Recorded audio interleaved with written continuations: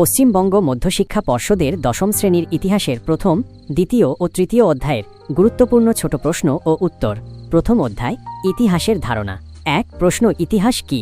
উত্তর, ইতিহাস হল অতীতের ঘটনাগুলির কালানুক্রমিক বিবরণ ও বিশ্লেষণ। ২ প্রশ্ন, ইতিহাস কথাটি কোন শব্দ থেকে এসেছে এবং তার অর্থ কি? উত্তর, ইতিহাস কথাটি ইতিহ এবং অস এই দুটি শব্দ থেকে এসেছে, যার অর্থ হল অতীতে যা ঘটেছে। ৩ প্রশ্ন, নতুন সামাজিক ইতিহাস রচনার উপাদানগুলি কি কি? উত্তর, নতুন সামাজিক ইতিহাস রচনার উপাদানগুলি হল সামাজিক ইতিহাস, খেলার ইতিহাস, ফটোগ্রাফির ইতিহাস, নারী ইতিহাস, নিম্নবর্গের ইতিহাস, খাদ্যাভ্যাসের ইতিহাস, পরিবেশের ইতিহাস ইত্যাদি। এছাড়াও ইতিহাসের উপাদান রূপে সংবাদপত্র, স্মৃতিকথা অথবা আত্মজীবনী এবং সরকারি নথিপত্র গুরুত্বপূর্ণ। ৪ প্রশ্ন, প্রথম ভূতাপ কেন্দ্র কোথায় স্থাপিত হয়?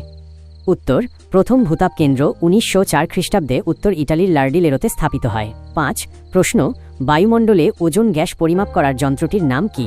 উত্তর, বায়ুমণ্ডলে ওজোন গ্যাস পরিমাপ করার যন্ত্রটির নাম ডবসন স্পেকট্রোফটোমিটার। ৬ প্রশ্ন, সরলা দেবী চৌধুরানী কে ছিলেন? উত্তর, সরলা দেবী চৌধুরানী ছিলেন ভারতীয় স্বাধীনতা আন্দোলনের একজন সক্রিয় কর্মী এবং লেখিকা।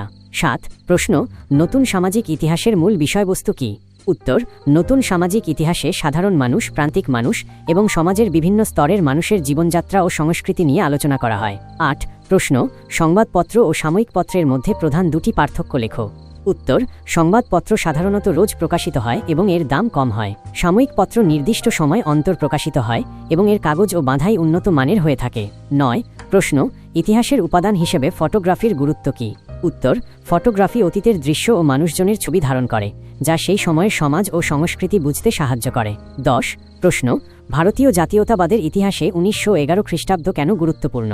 উত্তর, এই বছর বঙ্গভঙ্গ রদ হয় এবং ভারতের রাজধানী কলকাতা থেকে দিল্লিতে স্থানান্তরিত করা হয়। ১১ প্রশ্ন, হুতোম প্যাঁচার নকশা কোন ধরনের সাহিত্যকর্ম? উত্তর, এটি কালীপ্রসন্ন সিংহ রচিত একটি ব্যঙ্গাত্মক সামাজিক নকশা। ১২ প্রশ্ন, সরলা দেবী চৌধুরানীর আত্মজীবনী গ্রন্থের নাম কি? উত্তর, সরলা দেবী চৌধুরানীর আত্মজীবনী গ্রন্থের নাম জীবনের ঝরাপাতা। ১৩ প্রশ্ন, নতুন সামাজিক ইতিহাসের বৈশিষ্ট্যগুলি কি কি?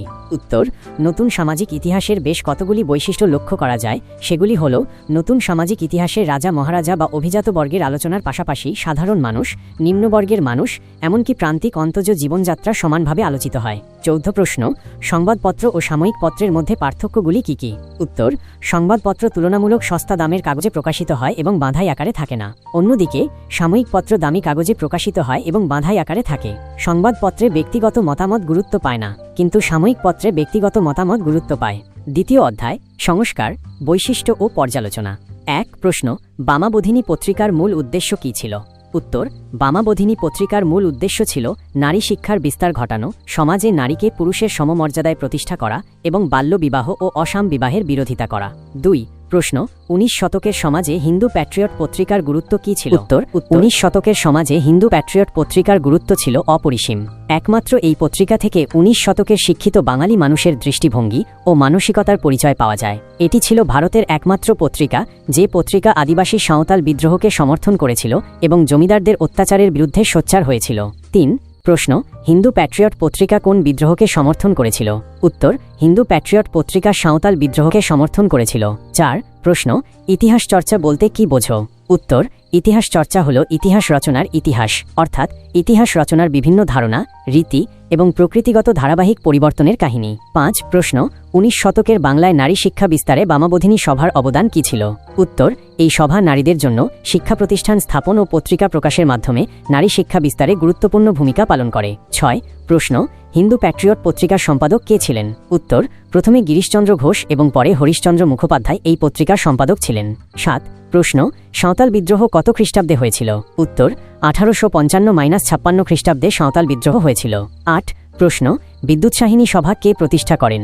উত্তর, কালীপ্রসন্ন সিংহ বিদ্যুৎসাহিনী সভা প্রতিষ্ঠা করেন। তৃতীয় অধ্যায়, প্রতিরোধ ও বিদ্রোহ। ১ প্রশ্ন, নীল বিদ্রোহে হরিশচন্দ্র মুখোপাধ্যায়ের ভূমিকা কিরূপ ছিল? উত্তর, নীল বিদ্রোহে হরিশচন্দ্র মুখোপাধ্যায় গুরুত্বপূর্ণ ভূমিকা পালন করেছিলেন। হিন্দু প্যাট্রিয়ট পত্রিকার সম্পাদক হিসেবে তিনি নীলকরদের অত্যাচারের কাহিনী নির্ভীকভাবে প্রকাশ করে নীল বিদ্রোহীদের পক্ষে জনমত গঠন করেছিলেন। তার ক্ষুরোধার লেখনীর ফলে ইংরেজ সরকার ১৮৬০ খ্রিস্টাব্দে নীল কমিশন গঠন করে। ২ প্রশ্ন, ঔপনিবেশিক অরণ্য আইনগুলির প্রধান উদ্দেশ্য কী ছিল? উত্তর, এই আইনের প্রধান উদ্দেশ্য ছিল বনভূমির ওপর ঔপনিবেশিক সরকারের নিয়ন্ত্রণ প্রতিষ্ঠা করা এবং নিজেদের স্বার্থে বনজ সম্পদ ব্যবহার করা। ৩ প্রশ্ন, চুয়ার বিদ্রোহ কোথায় সংঘটিত হয়েছিল? উত্তর, চুয়ার বিদ্রোহ মূলত মেদিনীপুর ও বাঁকুড়া অঞ্চলে সংঘটিত হয়েছিল।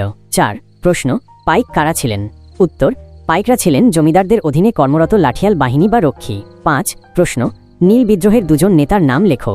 উত্তর, নীল বিদ্রোহের দুজন নেতা ছিলেন দিগম্বর বিশ্বাস ও বিষ্ণুচরণ বিশ্বাস। ৬ প্রশ্ন, উলগুলান কি? উত্তর, উলগুলান হল মুন্ডা বিদ্রোহের অন্য নাম, যার অর্থ তুমুল আলোড়ন।